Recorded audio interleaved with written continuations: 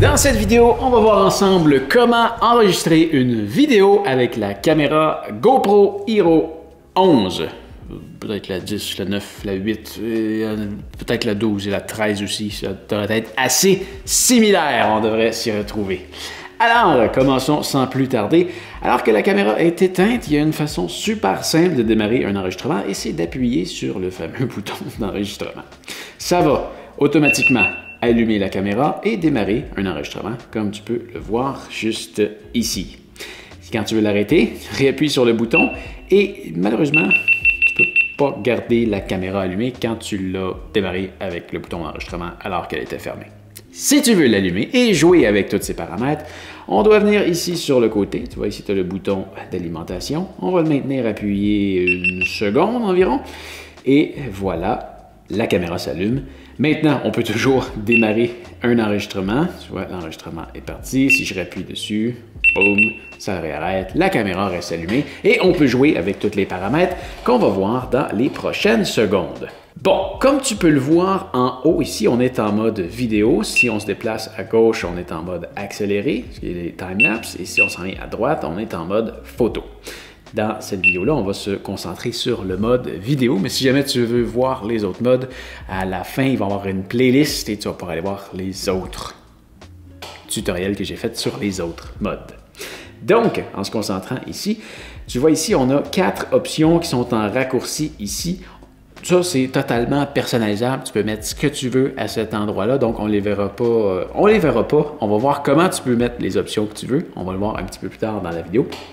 Maintenant, on va se concentrer à comment paramétrer ton mode vidéo. Donc, tu peux voir ici avec la grande barre noire en bas qu'on est en mode standard. C'est simplement le nom du mode. Ça n'a pas vraiment d'importance.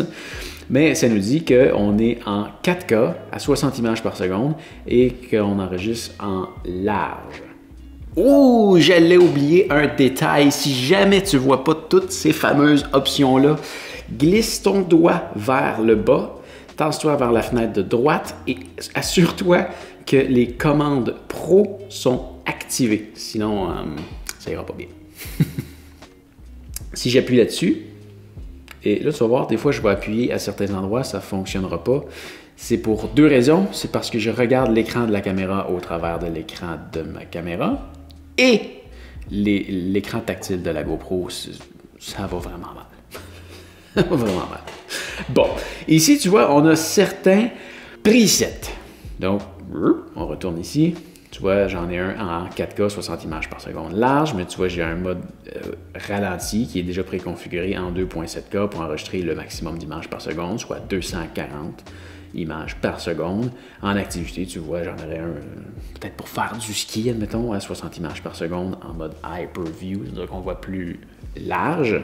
Et voilà, on a d'autres formats comme ça, mais on va rester à standard pour la vidéo tutoriel. Si je veux modifier, en fait, si je veux faire un ralenti, je viens appuyer sur l'autre et là, je vois, mon preset est déjà appliqué. Là, moi, je veux rester en standard, donc je réappuie dessus. Et là, on va venir l'éditer avec le petit crayon ici à droite. Et là, c'est là qu'on va avoir tout plein d'options. La première ici, résolution, images par seconde. Je rentre là-dedans, j'ai 3 phases d'options. La première au-dessus, ça va être le format de la vidéo. Donc 16:9, 4:3 ou 8:7. 8:7, si je ne me trompe pas, c'est exactement le format du capteur. Ça veut dire que ça va utiliser tout le capteur de la caméra. Personnellement, je filme tout en 16:9. 16:9, c'est exactement ce que tu vois en ce moment, en mode un peu plus paysage. 4:3, c'est comme on avait sur les vieilles télé cathodiques. C'était beaucoup plus serré, c'était beaucoup plus carré. Voilà. Wouhou! Donc, voilà à quoi ça sert. Ça peut être populaire pour tes médias sociaux. Sur Facebook, c'est plus carré, genre. 8:7, tu pourrais t'en servir pour zoomer dans ton image, pour aller rechercher, pour aller recadrer ton image, plutôt que de filmer en 16:9 et être pris avec ce que tu as filmé. Personnellement, je tourne tout en 16:9, c'est beaucoup plus rapide au montage. Ensuite de ça, tu peux choisir ta résolution. Tu vas avoir du 5.3K, ce qui est le maximum que le capteur est capable de faire. Encore là, ça te donne l'opportunité de zoomer un peu dans ton image sans perdre de qualité. À mon avis, je filme tout en 4K aujourd'hui. Je trouve ça un peu inutile de filmer en 4K sur une caméra avec un capteur aussi petit. Généralement, je tourne en 2.7K, mais je le fais pas avec cette caméra-là parce que quand je filme en 2.7K, je peux pas enregistrer en 30 images par seconde. Et tu as aussi le HD qui, à mon avis, est fini depuis quelques années. Si tu veux voir la différence de ce que ça donne, ça, c'est du 5.3K. Mais je sais pas pourquoi je te montre ça, parce qu'en ce moment, il a été compressé parce que la vidéo que tu regardes est en 4K. Donc ça, c'est du 4K, ça, c'est du 2.7K et ça, c'est du HD. À toi de déterminer si tu vois la différence entre chacun des modes. Si oui, utilise le plus haut possible. Et sinon, utilisant un plus petit, ça ne changera rien pour toi et ça va te faire des plus petits fichiers, ça va être plus facile à monter, ça va être plus facile surtout quand tu travailles avec des plus petits fichiers. Ça te prend un ordinateur moins performant, ça va tout plus vite. Bref, fais ce que tu veux. Ensuite de ça, tu as le nombre d'images par seconde. Donc là, tu vois, on passe de... Je vais juste me remettre en 4K. Tu as le choix. Puis là, tu vois ici, en 4K, je ne peux pas enregistrer à 240 images par seconde. Je peux le faire en 2.7K, mais pas en 4K. Si je viens en 5.3K, je vais être limité jusqu'à 60 images par seconde. Donc, à quoi ça sert, ça? Donc, c'est le nombre d'images par seconde que ta caméra va enregistrer. Choisis entre 24 ou 30. Si tu vas au-delà de ça, essentiellement, c'est pour faire des ralentis. Mais quand je te dis prends 30 ou 24, moi je filme en 30 images par seconde parce que je filme comme mon professeur au collège m'avait dit de filmer en 30 images par seconde et j'ai juste gardé ça tout le temps. Parce que ce qui est important, c'est vraiment de garder le même nombre d'images par seconde tout le temps parce que quand tu fais ton montage, tu dois choisir ton projet, il est en combien d'images par seconde. Et si tu viens rentrer par exemple, du 24 images par seconde dans du 30 images par seconde, ça veut dire que le logiciel va être obligé de doubler des images, donc ça va un peu briser ta fluidité. Et si tu fais le contraire, du 30 images par seconde dans du 24 images par seconde, ben là, le logiciel va être obligé de sauter des images. Encore là, ça vient jouer sur ta fluidité. Donc, prends-en un des deux, garde-le tout le temps. Il y a beaucoup de monde qui vont dire qu'il faut absolument filmer en 30 images par seconde. Généralement, les gens qui filment en 30 images par seconde s'en foutent. Et les gens qui filment en 24 images par seconde disent qu'il faut absolument filmer en 24 images par seconde parce que c'est le look film. À quelques reprises, je me suis dit, OK, je vais peut-être commencer à toujours filmer en 24 images par seconde. Mais je me suis dit, pourquoi je ferais ça? Et là, je me mets à aller écouter des arguments de gens qui filment en 24 images par seconde. Et tout ce que tu entends, toujours, c'est parce que c'est le look film. Ouais, mais pourquoi c'est plus beau? Parce que c'est le look film. Alors, j'ai jamais été convaincu de changer, j'ai resté à 30 images par seconde parce que j'ai commencé comme ça, tout simplement. Donc voilà, c'est ça. Tu choisis ce que tu veux là-dedans et une fois que tu es satisfait de ta sélection, tu appuies sur le bouton, on va mettre ça en 30 images par seconde, tu appuies sur le bouton bleu et voilà, c'est sélectionné. L'objectif, c'est la largeur à laquelle... On est capable de voir si pendant que je le change? Ouais, tu vois, si je le change ici en Hyperview, je suis obligé d'aller en 60 images par seconde. Il vient de me faire un changement automatique. Donc, tu vois, linéaire. Puis là, plus je monte ici, plus on voit large sur le capteur. Personnellement, je filme presque tout en linéaire.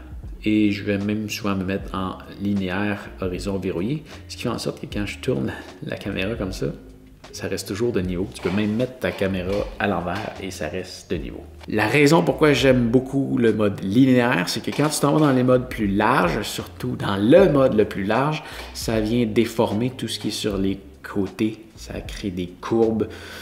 C'est moins naturel, c'est moins beau. Mais dans certaines situations, ça s'applique bien.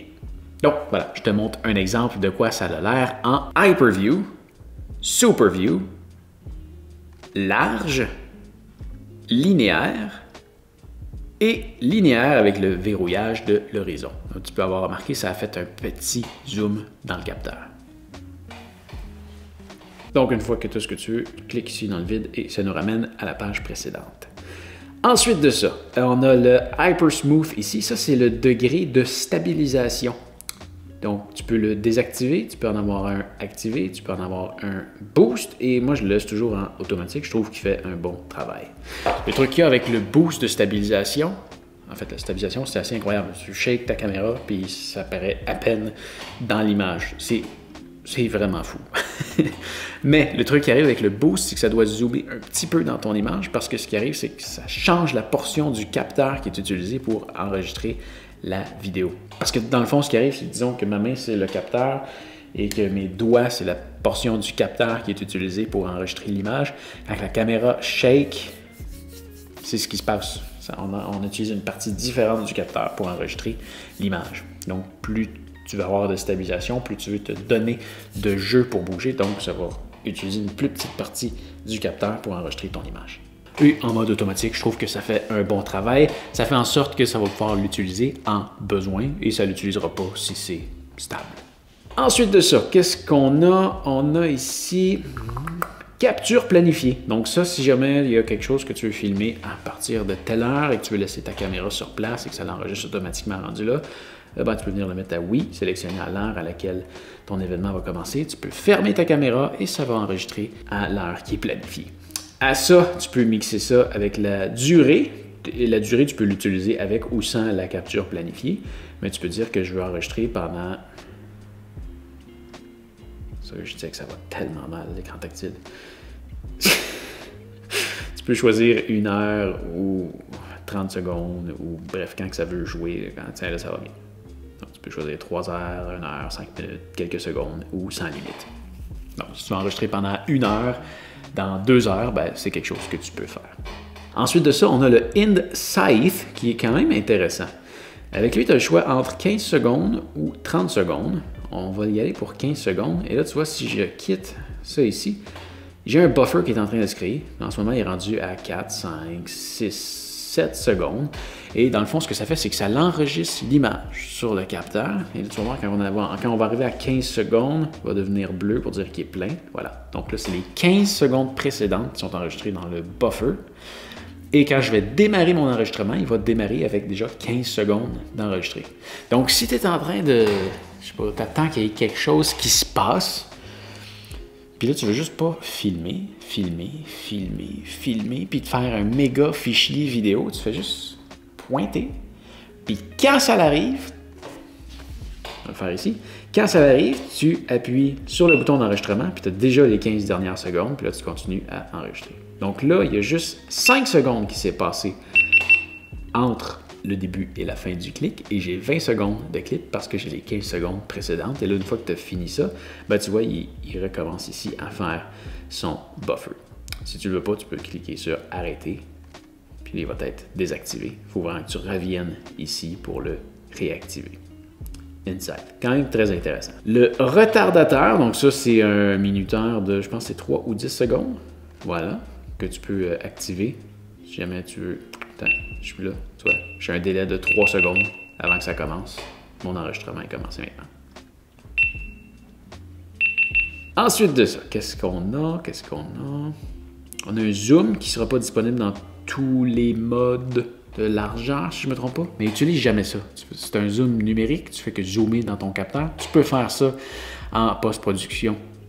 Donc, tu risques juste de te donner moins de jeu à jouer, puis peut-être de scraper ta shot en utilisant le zoom, donc utilise-le pas.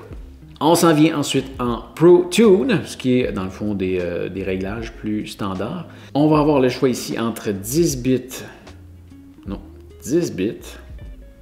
ou non. En non, c'est en 8 bits. Là, fais ce que tu veux, je te montre un exemple. Ça, c'est du 10 bits et ça, c'est du 8 bits. Je ne vais pas trop me prononcer là-dessus parce que je suis daltonien, mais ce qui est certain, c'est que tu utilises du 10 bits quand tu veux faire ta correction de couleur, ça te donne plus de jeu. Mais je suis daltonien, alors je ne fais pas vraiment de correction de couleur sur mes vidéos. 10 bits va te créer un fichier plus lourd, c'est certain. Tu as ici aussi le choix de débit, si tu veux l'avoir en 120 bits par seconde ou plus petit en standard. Je trouve ça dommage qu'il n'indique pas ça donne quoi comme type de fichier. Mais bref, c'est certain que si tu vas avec un débit élevé, tu vas avoir plus à jouer sur ton fichier encore là, une fois rendu dans ta correction de couleur. Tu peux jouer avec l'obturateur ici, il est en mode automatique par défaut, mais si tu veux avoir tu peux monter jusqu'à 1/960e et choisir un peu, c'est ça, là, le type d'obturation que tu veux sur ton capteur. Je laisse ça à automatique. Compensation de la valeur d'exposition. Voilà. On peut avoir un bon exemple ici parce que tu vois, j'ai une espèce de gros spotlight ici là, qui me pointe dessus. Puis mettons que je voudrais filmer, ma caméra, qui est là, est super foncée parce que la caméra fait une évaluation de la moyenne de lumière qui rentre. Et comme plein de lumière qui rentre dans un coin, bien, tout le reste a l'air trop sombre. Donc, ce que tu peux faire, si tu te ramasses dans une situation comme ça et que tu veux filmer quelque chose qui est toujours sombre, et que tu veux rester dans un mode automatique, bien là, tu pourrais dire hey, je veux que ça soit plus clair. Donc, tu vois, je viens de mettre ici comme ça à +2. Puis là, ça va tellement mal. Ça va tellement mal. Tu vois ici +2. Ah bon, là, il va bien. Bon. Donc, +2. Tu vois, s'il est à 0, on ne voit pas la caméra. Puis si je viens de mettre à +2, maintenant, on la voit. Puis ça, c'est juste à cause de la grande quantité de lumière qui rentre dedans. Donc, ça peut être intéressant dans certaines situations. La balance des blancs est présentement en mode automatique, mais tu peux le mettre à froid ou à chaud. Tu peux venir jouer avec ça. Vraiment, il faut qu'il charge ça à chaque fois, puis qu'après un certain temps, ça se met à bien aller. Je déteste ça. Tu peux choisir ton ISO ici. Tu peux choisir l'ISO minimum et l'ISO maximum. Tu vois, 1600. Il peut aller jusqu'à combien? 100. Ça peut monter jusqu'à 6400. Donc là, j'ai dû lui dire de ne pas aller à plus haut que 1600 pour ne pas avoir une image trop granuleuse. L'ISO, c'est la quantité d'électricité qui passe dans ton capteur. Plus il passe d'électricité dans ton capteur, plus ton capteur est sensible à la lumière, mais plus ton image est granuleuse, plus tu as du bruit dedans, moins ton image est belle. Donc, tu peux lui mettre une limite puis te dire j'aime mieux que mon image soit un peu trop sombre que trop granuleuse. C'est mon paramètre. Ensuite de ça, tu as la netteté. Ça, c'est en anglais, c'est le sharpening. Donc, tu vois, il est à faible. Tu peux aller mettre à moyen ou élevé. Ça, plus il est élevé, plus tu as de détails dans ton image, mais moins elle a l'air naturelle. Donc, j'aime mieux garder ça plus bas. Puis de toute façon, ça, c'est quelque chose que tu peux remettre en post-production aussi. Tu peux augmenter la netteté de ton image, de la même façon que ta caméra le fait. C'est par contre beaucoup plus dur de l'enlever, alors je te suggère de pas trop en mettre. Tu peux peut-être te rendre à moyen, mais va jamais à fort. Les couleurs, tu as le choix entre naturel, c'est ce que j'utilise, neutre, qui va être beaucoup plus flat, et tu peux aller les mettre jusqu'à éclatante. Je te le recommande pas, c'est beaucoup plus facile d'aller ajouter des couleurs en post-production que d'en enlever. En mode neutre, je trouve que c'est trop... faudrait que je fasse du color correction. J'en fais pas. Donc, je garde ça en mode naturel. Je vais peut-être jouer une petite affaire avec, mais vraiment pas beaucoup. Ensuite de ça, qu'est-ce qu'on a? Audio RAW, ça va t'enregistrer un fichier audio supplémentaire. Et le vent, ça fait pas un super travail. Je laisse ça en auto, mais peu importe dans quel mode tu le mets, le vent, tu vas l'entendre. Et enfin, je t'avais dit au début, on a des raccourcis ici. Les 4 raccourcis qu'on avait au début, tu peux choisir lesquels est-ce que tu vas avoir ici. Tu vois ici, tu sélectionnes ce que tu veux. Et ici, les raccourcis que tu vas avoir à ton écran d'accueil, juste ici. Alors voilà, une fois que tout est paramétré comme ça, il ne te reste plus qu'à appuyer sur le bouton d'enregistrement pour démarrer ton enregistrement. J'espère que ça va t'avoir aidé. N'oublie pas, dans quelques secondes, tu vas avoir une liste de lecture avec plein d'autres tutoriels sur la GoPro. J'espère que ça va t'aider. Si tu as des questions, n'hésite pas, tu peux m'écrire dans les commentaires et j'espère te revoir dans une prochaine vidéo. Allez, salut!